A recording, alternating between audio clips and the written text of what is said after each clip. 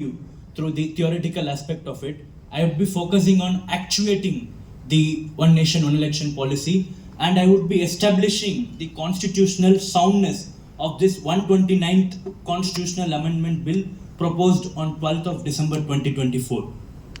But before I go there, I would simply allude to a case of Ireland, Ryan's judgment, 1935 case, which indicates at how powerful is the constituent power of a parliament.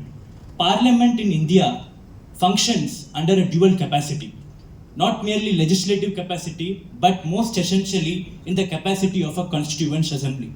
And whensoever an amendment is made by virtue of exercise of that constituent power, then it has the power to do it. Ryan's judgment, what had happened, the Irish forefathers framed the Constitution of Ireland, and for the first 8 years, it left it upon the parliament, elected parliament, to do whatsoever amendment they wanted. Now, interestingly, what this Irish parliament does is, it amends that very article which gave them that first 8 years power and increases it to 16 years. Again, a tenurial extension. Now, whether such an amendment could be done or not, this was the challenge before the Irish Supreme Court. The Irish Supreme Court says that, look, it is not the parliament that is amending. It is the parliament acting in the capacity of a constituent assembly amending. So as such, it is beyond judicial review. This is one such matter, which is a policy matter, which is beyond judicial review, first off. On that note, let me now quickly cluster these amendment articles. Now, the first amendment, 129 Constitutional Amendment Bill, it has 5 sections, majorly proposing to amend 4 articles. First being the insertion of a new article, namely Article 82, capital A. This, if I have to cluster these articles, in 2 manners I will cluster it. Bringing about the initial simultaneity, and then furthering that established simultaneity.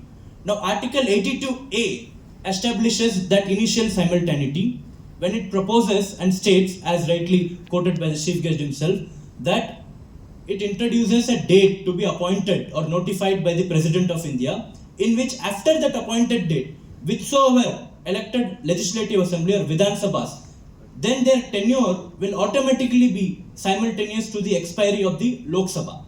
This is bringing about the initial simultaneity. Now, is it constitutional or not? I support it using 2 judgments, because this is a one-time measure. And the Supreme Court in 2 cases, namely R.S. Garg was a state of UP 2006, and also in state of Jammu and Kashmir was the District Bar Association Bindapur 2016 judgment, said that an one-time measure is constitutional. In these 2 cases, what had happened is irregularly appointed servants were regularized as a one-time measure. So we have something called one-time measure in India. So this initial simultaneity bringing about this is a one-time measure, and it would pass the test of constitutionality by virtue of these 2 cases and the principle laid down by the Supreme Court.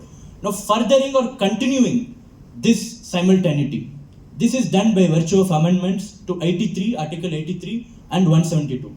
Now, under Article 83, 4 clauses have been added. 83 clause 3, 4, 5, 6 and 7. Now, very briefly, 2 articles are very important. This is similar to 172 as well, because 172 deals with duration of Vidhan Sabhas and 183 deals with duration of Lok Sabha. Now, 83 clause 4 states that the moment the parliament is earlier dissolved, then the immediately elected parliament will not serve a new term of 5 years, but will only be serving the remainder or unexpired term as employed in the Act. Now, is it again constitutional or not? They are testing it under Article 14. Now, 14 in the Constitution's preamble clearly employs the term equality of opportunity. Now, in this case, I prefer to call this a negative opportunity. And this is a negative opportunity created not by any conscious effort, but by the circumstances. A dissolution is a circumstance, nobody has anything to do with it. It is not consciously created. So this negative opportunity, are we shutting off to one particular party? Today I am unfortunate, I have a misfortune of an earlier dissolution. Tomorrow any other party may have. So there is equality, and there is no arbitrariness as such, because the lens to which you test Article 14 is the lens of arbitrariness and manifest arbitrariness. Is it manifest arbitrary? Is somebody exercising their discretion there?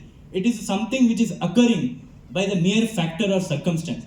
So as such, this challenge will also be not maintainable. Now the last article, whether the parliament can actually make laws determining how the state will regulate its election, obviously one explicit article gives this power, which has been mentioned in the bill itself, Article 327, which clearly states that power of the parliament to make provisions with respect to elections of the state legislative assemblies. Now this one other word has been added by virtue of this amendment, preparation of electoral rolls and also delimitation of constituency. This amendment adds just one other word, which is conduct of simultaneous elections. Yes, the parliament has power to do it and regulate the state legislative assembly elections as well. In the end, let me also quote a judgment which will make it very clear of what this one nation, one election is. This judgment gave what we know as right to vote. PUCL, People's Union of Civil Liberties versus Union of India, 2024 judgment, in which the right to information of citizens about candidates contesting the election was upheld.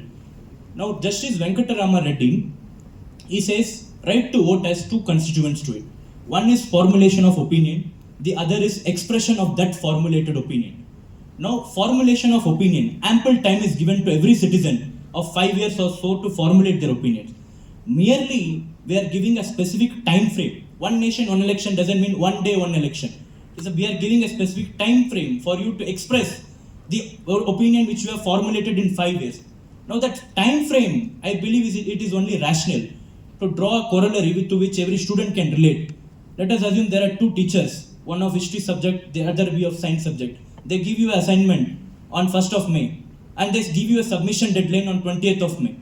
You have a period of 20 days to formulate and prepare the assignment. All you have to do is submit it or express this assignment on that one particular date of May 20. So this is what one nation, one election is. Much obliged. Thank you.